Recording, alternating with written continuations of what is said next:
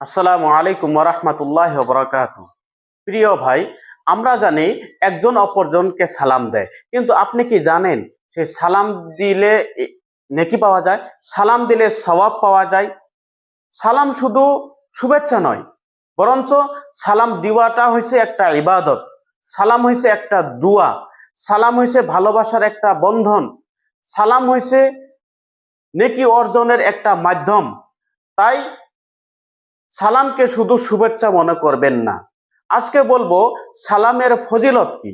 এই সম্পর্কে আল্লাহ রাব্বুল আলামিন সূরা নিসার ভিতরে বলেন, ওয়া ইযা হুয়্যিতুম বিতাহিয়্যাতিন ফাহাইয়্যু বিআহসানা মিনহা আও রুদ্দুহা। আল্লাহ রাব্বুল আলামিন বলেন, যখন তোমাদেরকে সালাম দেওয়া হয়, তোমরা তাকে তার চেয়ে উত্তম হিসাবে বা ভালো হিসাবে তার জবাব দাও, অথবা তার সমান হিসাবে তাকে ফিরিয়ে দাও। সালামের ফজিলত সম্পর্কে আবু দাউদের ভিতর একটি হাদিস রয়েছে। সে হাদিসে বলা হয়েছে, ইজা জাআ রাজুলুন ফাকালা আসসালামু আলাইকুম।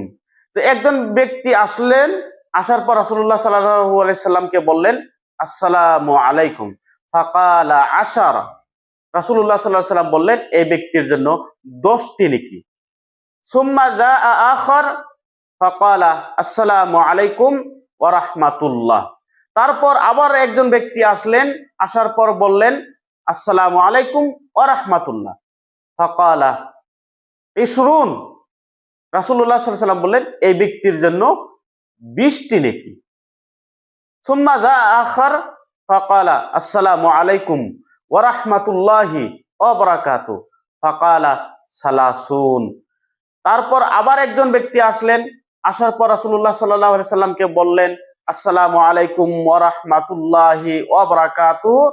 রাসূলুল্লাহ সাল্লাল্লাহু আলাইহি সাল্লাম বললেন এই ব্যক্তির জন্য রয়েছে 30টি নেকি। অর্থাৎ যে ব্যক্তি শুধু আসসালামু আলাইকুম বলবে সেই ব্যক্তির জন্য 10টি নেকি। যে ব্যক্তি বলবে আসসালামু আলাইকুম ওয়া রাহমাতুল্লাহ সেই ব্যক্তির জন্য রয়েছে 20টি নেকি।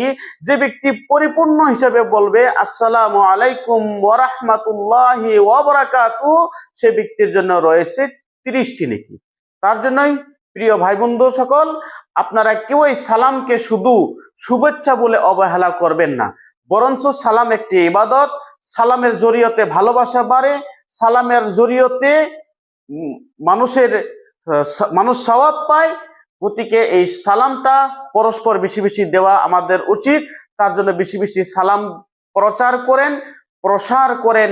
এই সালামকে অবজ্ঞা করার কোনো কারণ নাই, কোনো সুযোগ নাই।